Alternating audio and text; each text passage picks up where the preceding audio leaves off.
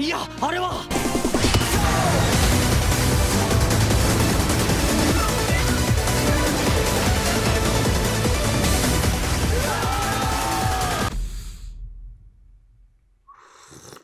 What makes a good movie? Is it the theme, the cinematography, the actors, a combination of these and more? Well, probably. Today, however, we're going to be focusing on story.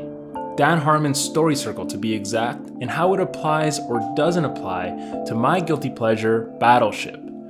Action, drama, aliens, a 34% on Rotten Tomato. But really, how trustworthy? Anyways, the story circle is also known as the story embryo, so I'm gonna go ahead and call it that because it's funner for the rest of the video. Really, my motivation here is that the embryo has been applied to great movies such as The Dark Knight, Joker, The Matrix. But I'm curious, what happens when you apply it to a movie and it fits that embryo and it still isn't a great movie? Nobody exists on purpose. Nobody belongs anywhere. Everybody's gonna die. Come watch TV. First of all, what is Dan Harmon's story embryo? Well, Dan Harmon is the creator of Community and co-creator of Rick and Morty, and the story embryo is his adaptation of Joseph Campbell's The Hero's Journey. The embryo, plainly speaking, has 8 stages in a circle, the top half representing order, that's that comfortable bit at the start and at the end, and the bottom half representing chaos. Those are the areas with growth and drama and the meat of the story. The stages go like this. Stage 1, enter the protagonist. They need something, that's stage 2. They must cross a threshold to go and get it, that's stage 3. They search for it, they find it, they pay a heavy price for it. They return back to order, having changed.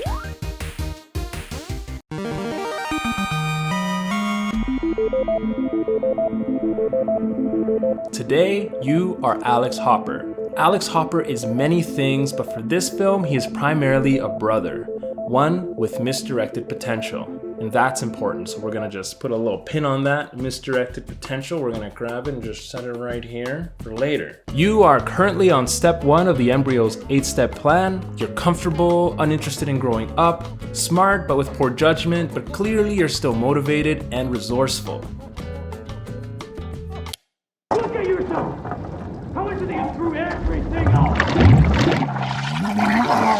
This is where Alex's need is established. And Alex needs to grow up. I say that in quotations because, like, I don't know what grow up means anymore, you know? What is that, pay your taxes? Luckily, for this movie, we have a direct template for what growing up means, and that is Stone Hopper, Alex's older brother. To break it down quickly, a want is something that's external, that helps drive the plot, and is mostly unique. So for this movie, Alex's want is going to be save the world from aliens.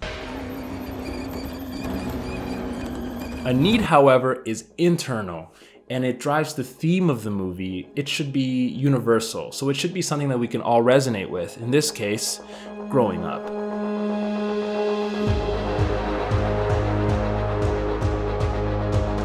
Alex joins the Navy, and look, he's a lieutenant. In a very literal comparison, we can use Navy ranks in this movie to demonstrate an individual's grown-upness. Alex Hopper is the lieutenant in charge of weapons on his ship, so he's pretty much the Lieutenant Worf of this movie. I protest. I am not a merry man. Alex has grown externally. This is shown by his rank of lieutenant, but we can see that he hasn't quite grown up internally, and this is demonstrated when he gets into a fight with the Japanese Captain Nagata. He's late for the Rim Pack opening ceremony. Most notably, however, he demonstrates his immaturity during the big game between the US and Japan of the Rim Pack soccer tournament. Stone Hopper has placed it perfectly. It takes a fortuitous bounce. Hopper is underneath it and onside. So he has a penalty kick. It's the one last shot of the game. He's definitely concussed. And instead of letting his team take the kick, he takes it himself.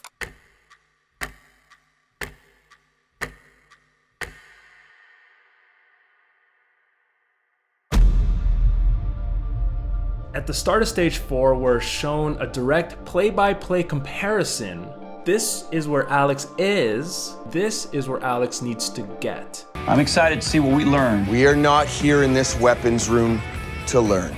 You know, it's shots like these that make me think that maybe this is actually a good movie. So this is the stage in the embryo where our hero must overcome some adversity or adapt to a new situation. And boy, oh boy, are you in luck, Alex, because the aliens are here and they want to be friends, specifically with Hawaii. Life is unfair. Pleasantries are exchanged.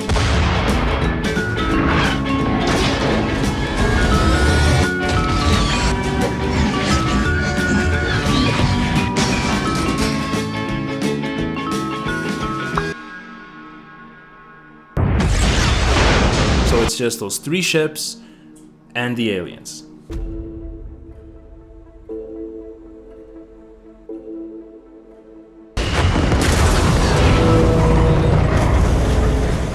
This is the stage where our hero finds that thing that they were looking for, that need. Back on his own ship now, Alex has been promoted to acting captain due to... What kind of chuck wagon?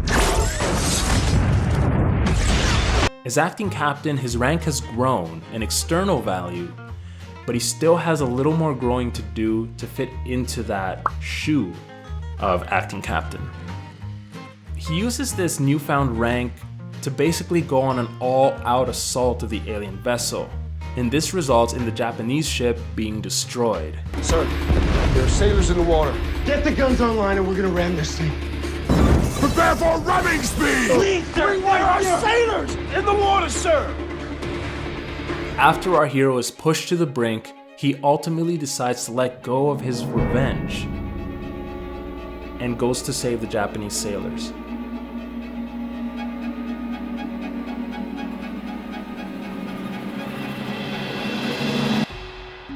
In the 6th stage, this is where our hero pays a heavy price. In the case of Alex, this is when the consequences of his actions are shoved in his face. His brother is dead, the Japanese soldiers decimated, he feels the weight of acting captain. But his crew still needs him, so he takes that new growth and the responsibilities that come with it. And this is the part where our heroes literally start playing Battleship. You know I'm trying. I'm trying so hard. Man your battle stations. Man your battle stations. It's electronic talking battleship from Milton Bradley. So real, it really talks. Battleship armed. Battleship armed. I like it. Captain. My chair's your chair, sir. This is where the hero returns to a state of order, a bit more of comfort, where they were. And in the case of Alex, he returns back to that rank that he was. He demonstrates that he has grown, but he's now a new man. Their destroyer gets destroyed, so they have to head back to port and they get onto the decommissioned USS Missouri. What better ship to represent having grown than an older ship, manned by a crew of veterans?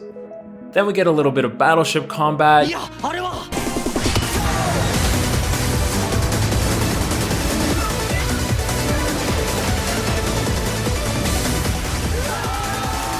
Drop some lead on those mother... But that's not really the important part. The important part is the battleship effectively has 1 shot left, and they need to use it to take out the relay station on Hawaii.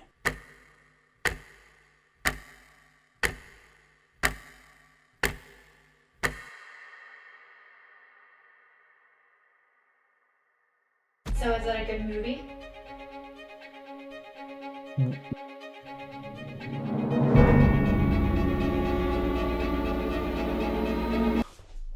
Let's just go ahead and say it's not great, but I like to think that there's a special place for films just like this one. No, not hell, silly.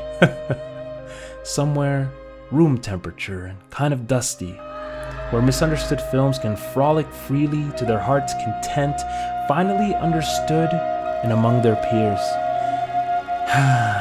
Yes, Battleship, you really did have a story beyond just guns, a strong theme, and even symmetry. And now, you're finally free, Battleship. You're free. I hope you guys enjoyed the video. Please like and subscribe. It's free and you can always unsubscribe later. We make mostly movie reviews on this channel because we like movies, and sometimes we stream Age of Empires 2 for some reason. So come check us out, and I'll see you guys next time.